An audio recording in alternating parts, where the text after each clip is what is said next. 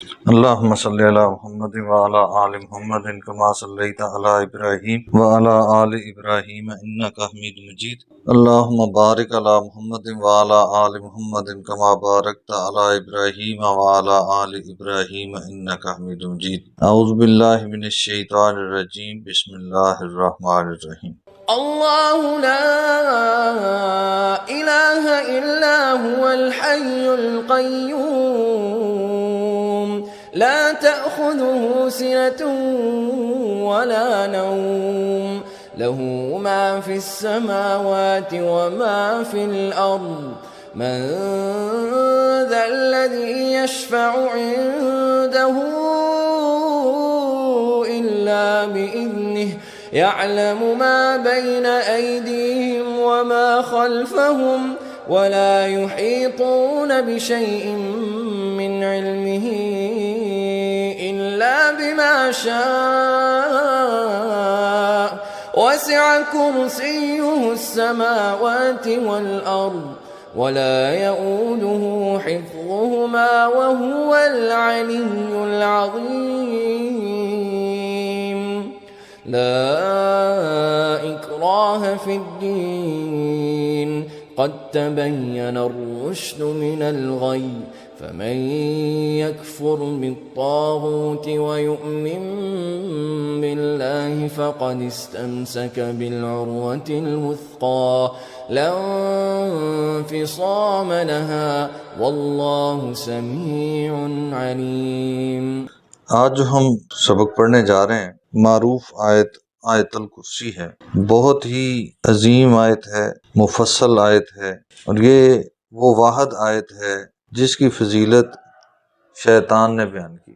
معروف واقعہ سب نے سن رکھا ہوگا. حضرت ابو ہریرہ رضی اللہ تعالی عنہ مال غنیمت کی حفاظت پر مامور تھے کہ رات کو ایک چور آیا، اس نے چوری کی. حضرت ابو ہریرہ رضی اللہ تعالی عنہ نے اس کو پکڑ لیا، منت سماجت کر کے اس نے جان چھڑائی کہ آئندہ نہیں آؤں گا. اگلے دن پھر آ گیا، حضرت ابو ہریرہ رضی اللہ تعالی عنہ نے پھر پکڑ لیا، پھر اسی طرح منت سماجت کی. تیسرے دن پھر پکڑ لیا تو حضرت ابو ہریرہ رضی اللہ تعالی عنہ نے کہا کہ آج کو نہیں چھوڑوں گا، آج تو میں پیش کر کے رہوں گا. تو اس نے کہا کہ میں آپ کو ایک نسخہ بتاتا ہوں، اس کے بدلے میں آپ مجھے چھوڑ دو. تو اس نے آیت الکرسی کے متعلق بتایا کہ اگر تم اس کو اس مال کے اوپر پڑھ کر پھونک دو تو کوئی چور اس کو چرا نہیں سکتا. حضرت ابو ہریرہ رضی اللہ تعالی عنہ نے یہ واقعہ نبی کریم صلی اللہ علیہ وسلم کے سامنے جا پیش کیا تو آپ نے فرمایا کہ تھا تو وہ شیطان لیکن بات سچی کر کے گیا ہے. یعنی یہ فضیلت ایک فضیلت ہے. اس آیت کا ہر لفظ اپنے اندر ایک فضیلت اور ایک معنی چھپائے ہوئے ہے. اللہ تعالی وہ ذات ہے، لا الہ الا ہوا، جس کے علاوہ کوئی عبادت، بندگی، اطاعت، فرما برداری کے لائق نہیں. عبادت کا معنی کیا ہے؟ اطاعت، فرما برداری، کہا ماننا. اللہ کے علاوہ کوئی ایسی ذات نہیں جس کا حکم مانا جائے. ذہن میں سوال آتا ہے کیا رسول کریم صلی اللہ علیہ وسلم بھی تھے؟ نہیں، کیونکہ رسول کریم صلی اللہ علیہ وسلم نے اپنی طرف سے کوئی حکم دیا ہی نہیں. آپ نے جو بھی بیان کیا وہ اللہ کا حکم بیان کیا. اس بات کی تصدیق قرآن مجید فرما رہا ہے، وَمَا يَنْطِقُ عَنِ الْهَوَىٰ إِنْ هُوَ إِلَّا وَحْيٌ يُوحَىٰ. کہ رسول مکرم صلی اللہ علیہ وسلم جو بھی کوئی آپ کو شریعت کا حکم سناتے ہیں وہ اپنے پاس سے نہیں ہوتا، وہ وحی ہوتی ہے. تو اطاعت، فرما برداری، بندگی، غلامی صرف کس کی ہے؟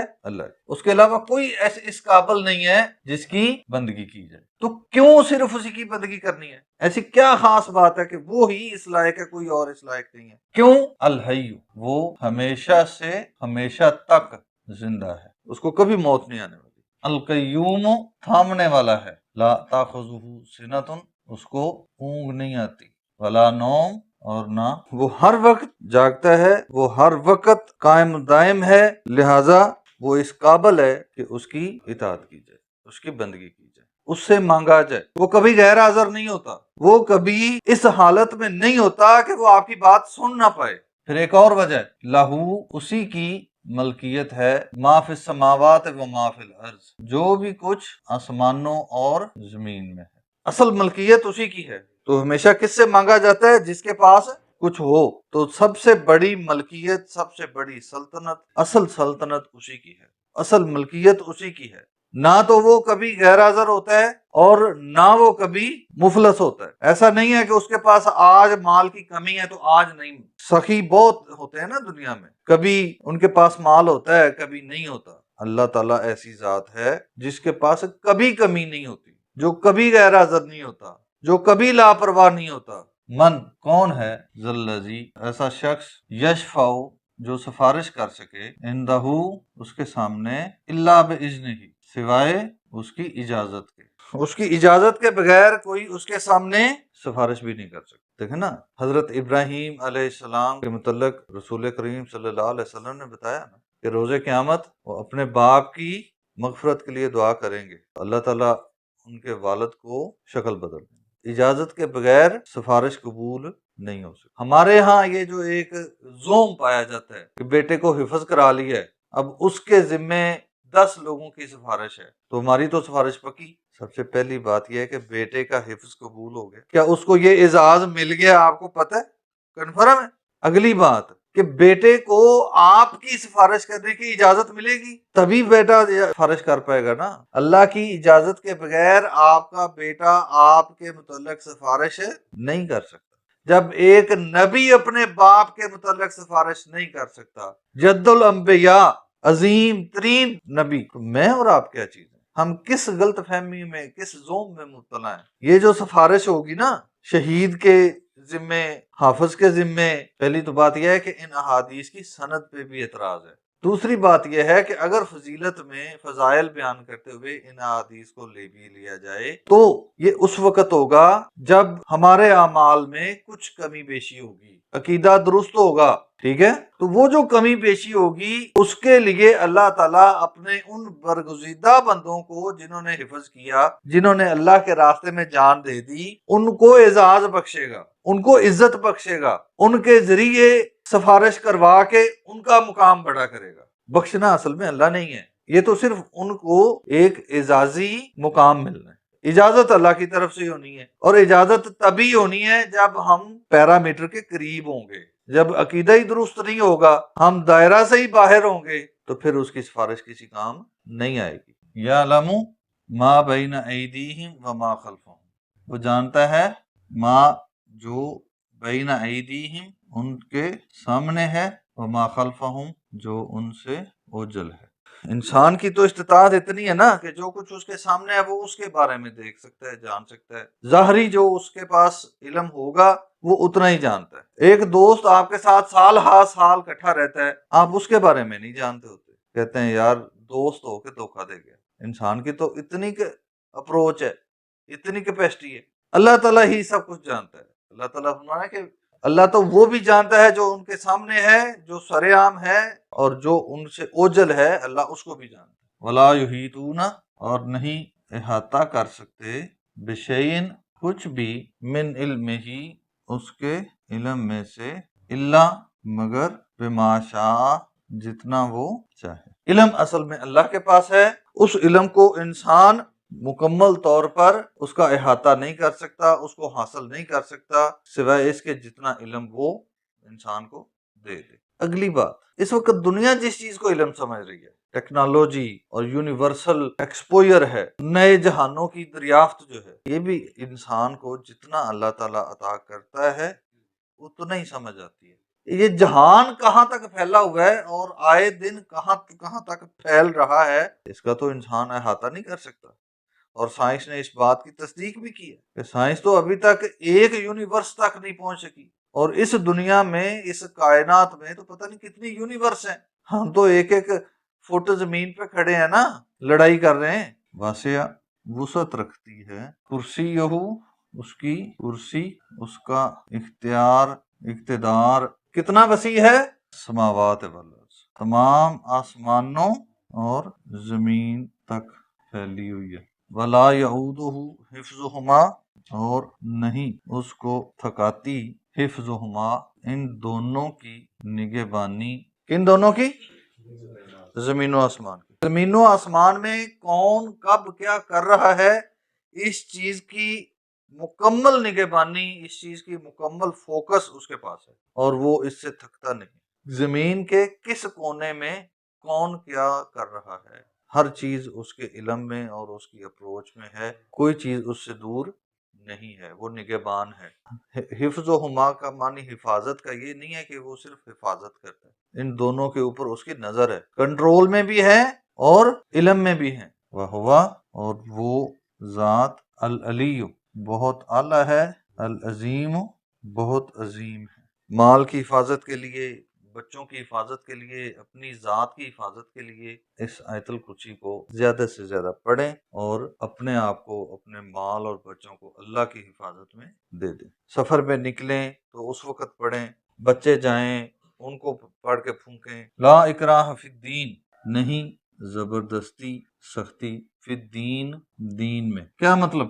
دین قبول کرانے میں زبردستی نہیں ہے، کسی کو سختی کر کے، مجبور کر کے آپ دین قبول کرنے کے لیے قائل نہیں کر سکتے۔ بعض لوگ اس آیت سے مفہوم غلط لیتے ہیں، کہتے ہیں دین کے اندر سختی کوئی نہیں ہے۔ ایسا نہیں ہے، دین کے اندر تو سختی ہے، 5 وقت نماز پڑھنی ہے، مسجد میں جا کے پڑھنی ہے، سردی ہے، ٹھنڈا پانی ہے، تو مسجد میں جانا کوئی آسان کام ہے؟ رسول کریم صلی اللہ علیہ وسلم کے پاس ایک نابینا صحابی حاضر ہوئے، عرض کی یا رسول اللہ راستے میں آنا مشکل ہوتا ہے، کہیں پانی کھڑا ہوتا ہے، تو آپ اجازت دیں میں گھر میں پڑھ لوں؟ فرمایا پڑھ لو۔ صحابی ابھی مسجد سے باہر نکلے ہیں تو آواز دی، دوبارہ واپس بلایا، کہا کانوں میں اذان کی آواز آتی ہے؟ کہا جی آتی ہے۔ فرمایا مسجد آیا کر۔ تو کیا یہ سختی نہیں ہے؟ اور ہمارے حالات کیا ہیں؟ ایک نابینا صحابی کو آپ نے فرمایا کہ مسجد آیا کر اذان کی آواز سنتا ہے، تو ہم بڑی، جن کو توفیق مل جائے پڑھنے کی، ہم گھر میں ہی اپنا مصلی عقیدہ کر لیتے ہیں۔ نہیں، نماز اپنے تمام تر پروٹوکول کے ساتھ ہے۔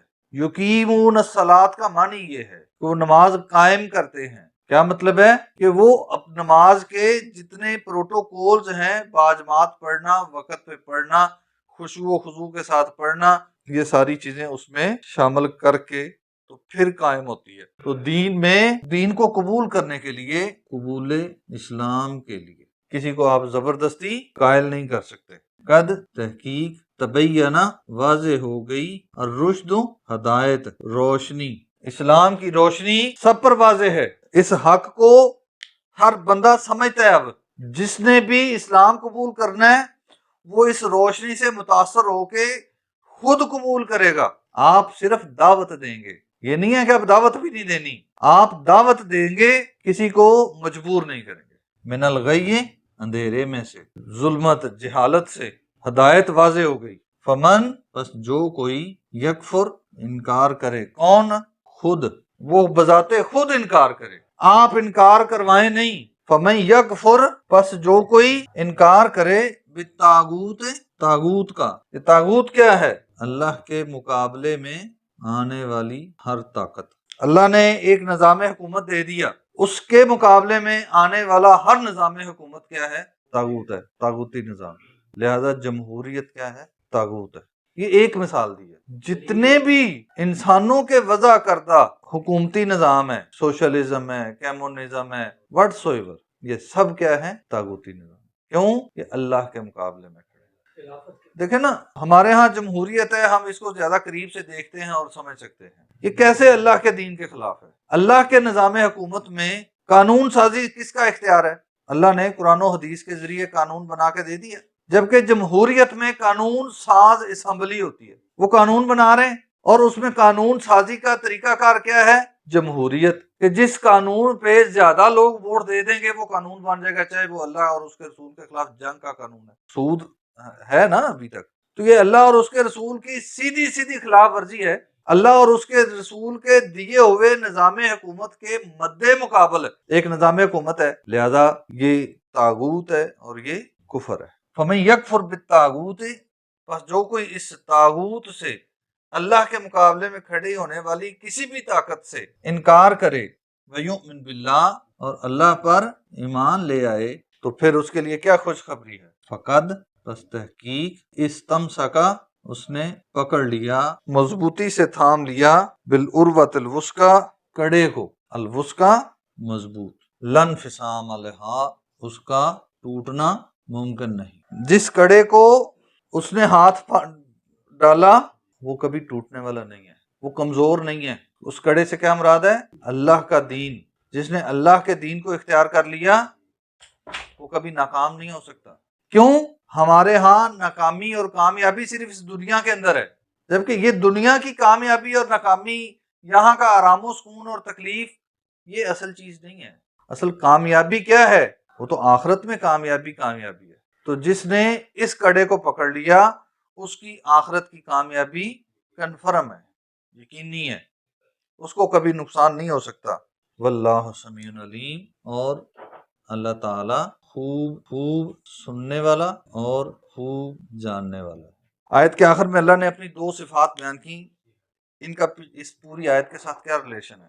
کون زبردستی دین میں شامل ہو رہا ہے، کون خوشی سے ہو رہا ہے، یہ اس کے علم میں ہے، وہ علیم ہے، اس کے علم میں ہے۔ کون طاغوت کا انکار کر رہا ہے، کون طاغوت کے مزے لے رہا ہے، وہ سنتا بھی ہے اور جانتا بھی ہے۔ اللہ تعالیٰ سمجھنے اور عمل کرنے